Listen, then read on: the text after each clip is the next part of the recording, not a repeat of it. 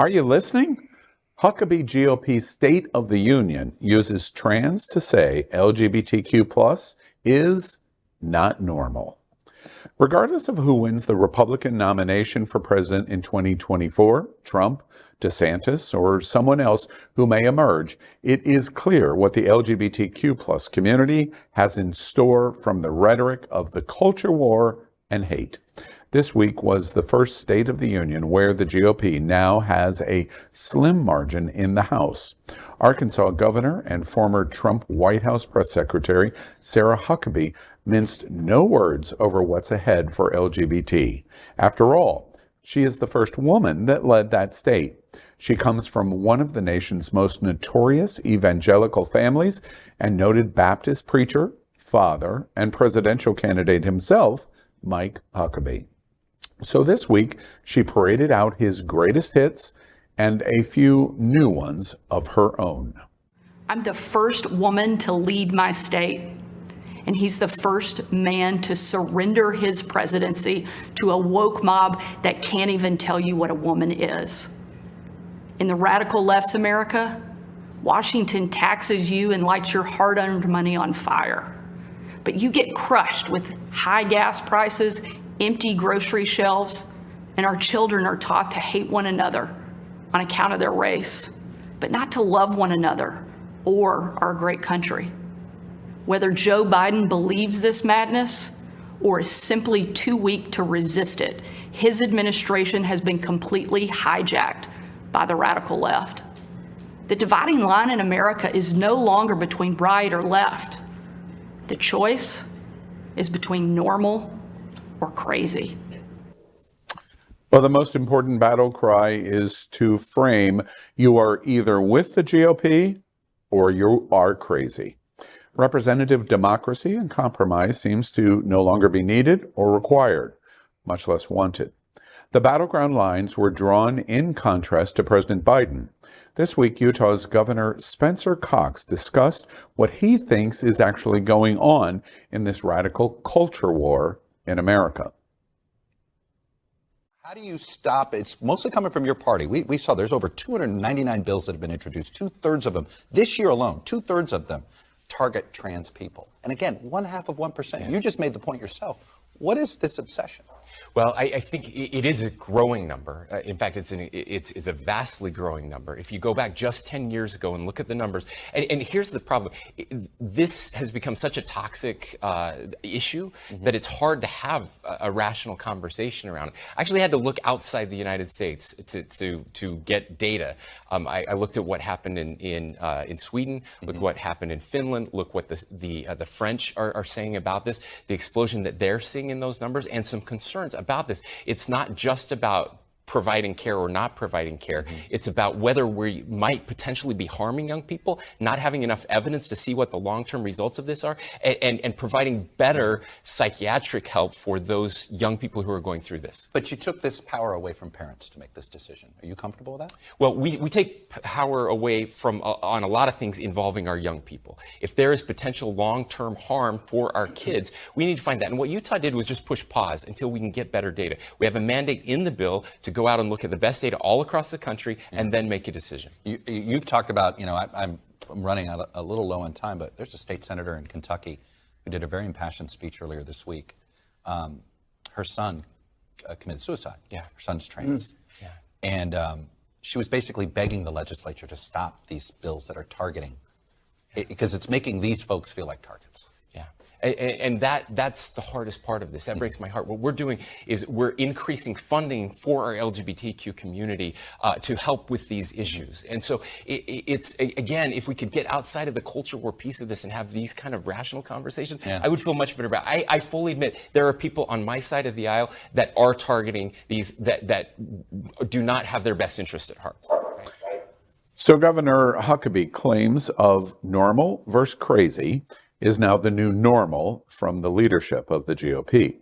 In 2010, for example, the same state that elected Bill Clinton governor made Mike Huckabee the longest-serving governor in the state's history.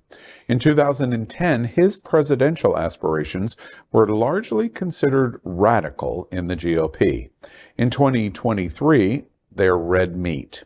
We remind you of the Huckabee clan when he said about HIV, quote, "We should isolate the carriers," end quote. On gay marriage, he suggested judges who rule in favor of it should be impeached. Local ordinances protecting LGBTQ+ should not exist at all. Huckabee supports gay conversion therapy.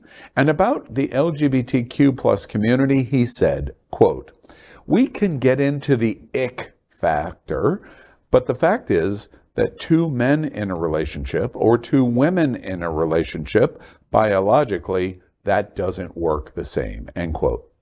The Huckabees oppose LGBTQ+ adoption because, quote, "children aren't puppies," end quote.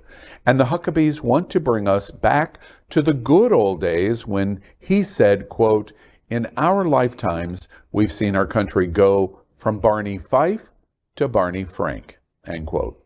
So that was the State of the Union minority voice this week in February of 2023. The contrast seems to be very clear. It truly is a battle line between normal and crazy.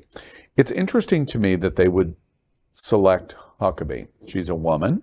She's the first female governor of Arkansas. I think that they thought that gave them bonus points in standing up to Biden in contrast. But what was really surprising here is the Huckabee name as a brand in America is among the most evangelical conservatives in the country. When she was press secretary for Donald Trump, her voice was really, really clear. Her voice was more radical than Donald Trump's was as press secretary, and frequently was criticized for going too far over the line. And in just 2 years, that's who the Republicans would say in the first State of the Union for him, with them taking control of the House by that slim majority of just 6 seats, or 8 seats, I believe, that her voice would do it. So they're literally throwing the gauntlet down and saying, this is who we are, this is what we are, and we would be really foolish not to believe them. Mm-hmm. Well, you also have to remember, yes, this is red meat. She is trying to out DeSantis, who is busy out-Trumping Trump at this point. But the message, who was she talking to? She was talking to people who follow these events very closely, who hit refresh on Politico and The Hill on both open browsers multiple times a day. Yes, this is their message, but I think the choice of picking her goes a long way towards saying, because she's a recognizable face from the Trump administration and to a lesser extent from her father's administration in Arkansas. They're saying this is the face we can put forward, and she wasn't fire breathing, she wasn't all of this. So for the people that they wanted to talk to, I think this is a bullseye. It's a complete miss for the vast majority of swing voters in swing states. John, hearing that though, what is your feeling of her soundbite for LGBTQ? I mean, she did lots of things, yeah. But her soundbite is it's our normalcy, we're normal, yeah. And everything else is crazy. What do you make of that? That's a radical position. It's shocking, but not shocked. I mean, I've been paying attention the last few years to where the country is going and where Republican rhetoric has been going. And this really, it may be the first time that she said something this explicit, for lack of a better term, but this message has been out there for a while. They're just starting to crystallize it, and that's what we should be concerned, because they're starting to essentially focus group on the faithful. Now you say it. Did it surprise anybody that she was willing to be so crystal clear? It's us, and that's it. No, she was waiting for this opportunity, Al, and she was ready, willing, and able. And I think that if you would have given her this spot, during Trump time, she would have still been the same way. So, I mean, and let's talk about Spencer Cox. Like, oh my God, everything that was coming out of his mouth was just horror to me. It was making my ears bleed. Just isolate the folks that have AIDS. Okay, this is shit that we dealt with back in the 80s. And this is like, just to hear these words come out of somebody's mouth that is followed and respected scares the living crap out of me. It just really does. We shouldn't be able to adopt because children aren't puppies. Like, this is how low down the totem pole they think of us. They see us just like animals and worthless, crazy people. And they want the rest of the world to see us that way because they spew lies.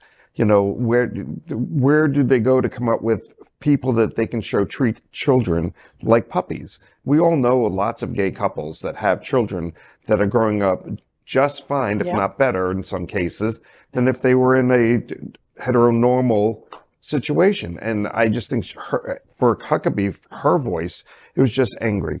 She's been wanting to be angry for a while, and she put it out there. I'm curious to that point.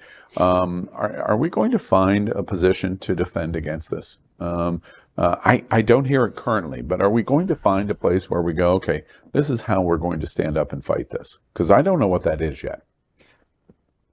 I think there's a level of crazy that even the radicals are going, wait, that is just too much. We have neighbors and friends that are not like that. I don't know that, like, I'm hoping that they shoot themselves in the foot by taking such a strong stance, as opposed to a bigger fear would be for them to pretend to be moderate, and then we would not know what we're getting because they would never do that. Listen to them. Yeah, go ahead. No, and then, Spencer, he starts screaming about the science, that they need more data. They need more data, that he's going to other countries to collect the data. So get the freaking data, because the data's not there. All right. And if you follow science, then you need the data to follow science, So how are you going to have all these anti-LGBT that are mainly anti-trans, let's be real about it, without the science backing it? So, okay, so pay for the science then, because we need it. But the thing is, trans issues are not anything that moderates vote on. This was dedicated to shoring up the red meat of the red base. It doesn't, moderates don't say, oh, she's really anti-trans and I guess I don't like, boys in women's bathrooms at school, so I'm going to vote for them. It doesn't affect them. And the same at our end of the scale, a lot of our allies, they still vote more. The pocketbook issues are still more important than trans. So this was really just about rallying at the start of a new Congress, which has started to falling flat on its face. This was just about rallying them up and saying, this is how we're going to lock you down, because they lost a lot of the hardcore red meat people in districts that they needed in Congress in the last election. LGBTQ plus news is vital for our community and for the broader world as a whole. We have enough enemies at Fox News. Tucker, Sean, and Laura are loud. We need passionate allies. Happening Out Television Network, Queer News Tonight, and It's Happening Out are literally out of the closet and into the headlines. Our community needs your support. Like this broadcast and subscribe now to ensure the growth of the entire LGBTQ plus community.